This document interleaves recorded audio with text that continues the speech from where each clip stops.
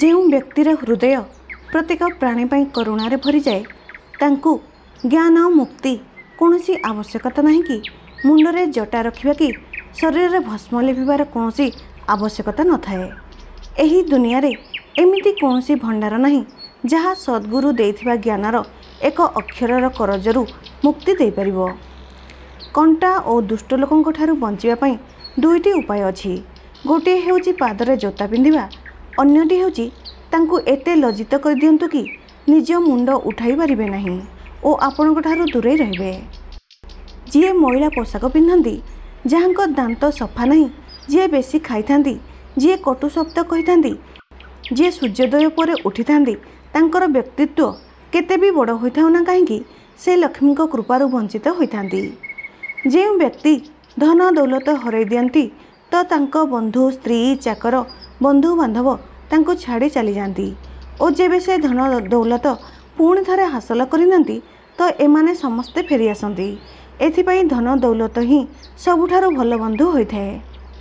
ପାପରେ ରୋଜଗାର କରିଥିବା ଟଙ୍କା 10 ବର୍ଷ ପର୍ଯ୍ୟନ୍ତ ରହିପାରେ, କିନ୍ତୁ 11 ବର୍ଷରେ ତାହା ନଷ୍ଟ ବା ଶେଷ ହୋଇଯାଏ, ତାହା ପୁଣି ସୁଧ ସମେତ। ଜଣେ ମହାନ ବ୍ୟକ୍ତି ଯଦି କୌଣସି ଭୁଲ କାମ କରିଥାନ୍ତି ତ ତାଙ୍କୁ କେହି କିଛି କୁହନ୍ତି ନାହିଁ, କିନ୍ତୁ ଜଣେ ଛୋଟ ଲୋକ ବା ଗରିବ ଲୋକ କେତେ ବି ଭଲ କାମ କରିଥାନ୍ତୁ ତାଙ୍କୁ ଧିକାର ହିଁ ମିଳିଥାଏ। ଅମୃତ ପିଇବା ଭଲ ହୋଇଥାଏ, କିନ୍ତୁ ରାହୁର ଶିରଚ୍ଛେଦ ସେହି ଅମୃତ ପିଇବା କାରଣରୁ ହୋଇଥିଲା। ସେହିପରି ବିଷ ପିଇବା କ୍ଷତିକାରକ ହୋଇଥାଏ, କିନ୍ତୁ ଭଗବାନ ଶଙ୍କର ସେହି ବିଷ ପାନ କଲେ ତ ସେହି ବିଷ ତାଙ୍କ ଗଳାର ଶୋଭା ହୋଇଗଲା। ପ୍ରକୃତ ଭୋଜନ ତାହା ହୋଇଥାଏ ଯାହା ବ୍ରାହ୍ମଣକୁ ପରସିବା ପରେ ହୋଇଥାଏ। ପ୍ରେମ ସେହି ସତ୍ୟ ଅଟେ ଯାହା ଅନ୍ୟକୁ ଦିଆଯାଇଥାଏ। ନିଜକୁ ଭଲ ପାଇବା ପ୍ରେମ ହୋଇନଥାଏ, ତାହା ବୁଦ୍ଧିମାନୀ ହୋଇଥାଏ ଯାହା ପାପ କରିବାରୁ ଅଟକାଇଥାଏ। ତାହା ଦାନ ହୋଇଥାଏ ଯାହା ନ ଦେଖାଇ କରାଯାଇଥାଏ। ଯେଉଁ ବ୍ୟକ୍ତିକୁ ପରଖିବାର କ୍ଷମତା ନଥାଏ ତ ସେ ଅମୂଲ୍ୟ ରତ୍ନକୁ ମଧ୍ୟ ପାଦ ଧୂଳି ପରି ରଖିଥାଏ ଓ ଘାସକୁ ମୁଣ୍ଡରେ ଧାରଣ କରିଥାଏ। ଏମିତି କଲେ ରତ୍ନର ମୂଲ୍ୟ କମ୍ ହୋଇନଥାଏ ନା ଘାସର ମହତ୍ତ୍ୱ ବଢ଼ିଯାଇଥାଏ।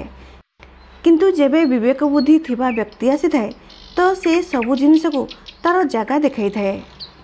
ଶାସ୍ତ୍ରର ଜ୍ଞାନ ଅଗାଢ଼ ଅଟେ, ସେ କଳା ଅନନ୍ତ ଅଟେ ଯାହା ଆମକୁ ଶିଖିବା ଆବଶ୍ୟକ। ଆମ ପାଖରେ ଅଳ୍ପ ସମୟ, ତେଣୁ ଯେତିକି ଶିଖିବାର ସୁଯୋଗ ମିଳୁଛି ସେତିକିରେ ଅନେକ ବିଘ୍ନ ଆସୁଛି। ଏଥିପାଇଁ ତାହା ଶିଖନ୍ତୁ ଯାହା ଅତ୍ୟନ୍ତ ମହତ୍ତ୍ୱପୂର୍ଣ୍ଣ ଅଟେ। ଯେପରି ହଂସ ପାଣି ଛାଡ଼ି କରି ସେଥିରେ ମିଶିଥିବା କ୍ଷୀର ପିଇ ନେଇଥାଏ, ସେହି ବ୍ୟକ୍ତି ଚଣ୍ଡାଳ ଅଟେ ଯିଏ ଦୂରରୁ ଆସିଥିବା ଅତିଥିଙ୍କର ଆଦର ସତ୍କାର କରିବା ବିନା ରାତ୍ରିର ଭୋଜନ ନିଜେ ଖାଇଥାନ୍ତି। ଜଣେ ବ୍ୟକ୍ତିକୁ ଯଦି ଚାରିବେଦର ଜ୍ଞାନ ଅଛି କିନ୍ତୁ ତାଙ୍କୁ ଯଦି ନିଜ ଆତ୍ମାର ଅନୁଭୂତି ନାହିଁ ତ ସେ ସେହି ଚାମଚ ସହ ସମାନ ଅଟନ୍ତି ଯାହା ଅନେକ ସ୍ୱାଦିଷ୍ଟ ଭୋଜନରେ ରହିଥାଏ କିନ୍ତୁ ତାର ସ୍ୱାଦ ଚାଖି ପାରିନଥାଏ। ସେହି ଲୋକ ଧନ୍ୟ ଅଟନ୍ତି, ଉପରକୁ ଉଠିଥାନ୍ତି ଯେଉଁମାନେ ସଂସାର ସମୁଦ୍ରକୁ ପାର କରିବା ପାଇଁ ଜଣେ ନିଷ୍ଠ ବ୍ରାହ୍ମଣର ଶରଣ ନେଇଥାନ୍ତି। ତାଙ୍କ ଶରଣାଗତି ହିଁ ନୌକାର କାମ କରିଥାଏ। ସେମାନେ ଏମିତି ଯାତ୍ରୀ ପରି ନୁହନ୍ତି ଯିଏ ଏମିତି ସାମାନ୍ୟ ଜାହାଜରେ ବସିଥାନ୍ତି ଯେଉଁଥିରେ ବୁଡ଼ିବାର ବିପଦ ଥାଏ।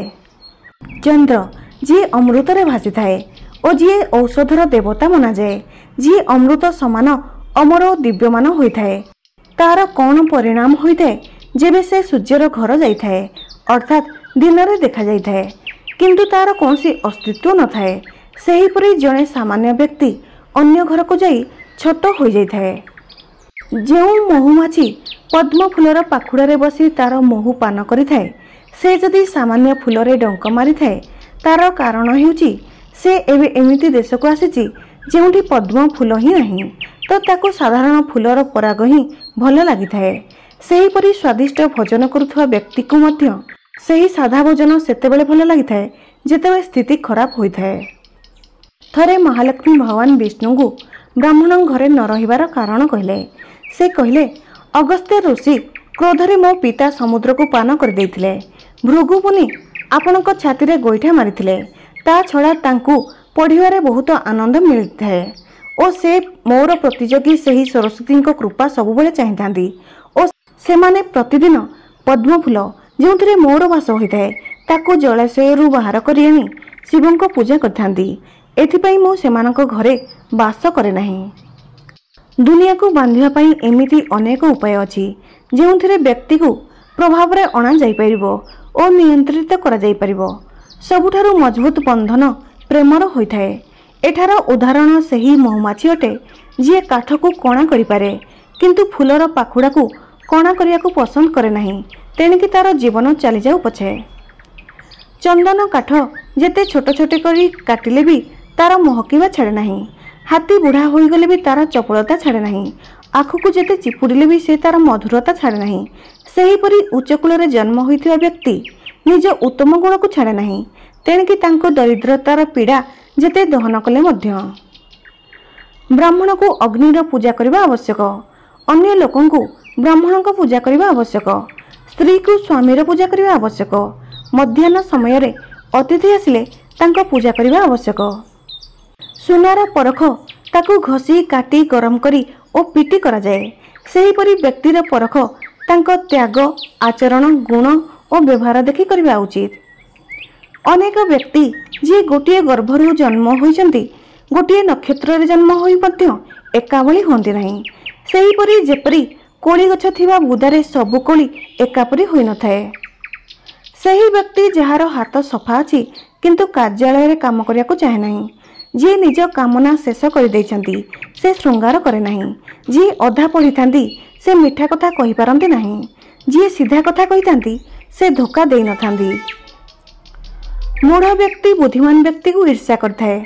खराब बाटरे चलुथुवा स्त्री पवित्र स्त्री को ईर्ष्या करथाए। असुंदर स्त्री सुंदर स्त्री को ईर्ष्या करथाए। खाली बसिले अभ्यासर नाश होइथाए। अन्य को देइथिबा टंकार नाश होइथाए। भूल भावरे चाष करिथिबा कृषक निज बिहनर नाश करिथाए। जदि सेनारे सेनापति नाही तो सेनार नाश होइथाए। अर्जित विद्या अभ्यास द्वारा सुरक्षित रहिथाए। घरर इज्जत भल व्यवहार रे सुरक्षित रहिथाए। भल गुण द्वारा व्यक्ति को मान सम्मान मिलिथाए। कौनसी व्यक्तिर क्रोध तांको आखिरे देखा जाइथाए। धर्मर रक्षा टंकारे होइथाए। ज्ञानर रक्षा बहुल उपयोग करिबा द्वारा होइथाए। राजा ठारू रक्षा तांको कथा मानिबारे होइथाए। घरर रक्षा एक दृढ़ गृहिणी द्वारा होइथाए। आपनको वीडियोटी भल लगिले please like comment share and subscribe करंतु। जय जगन्नाथ।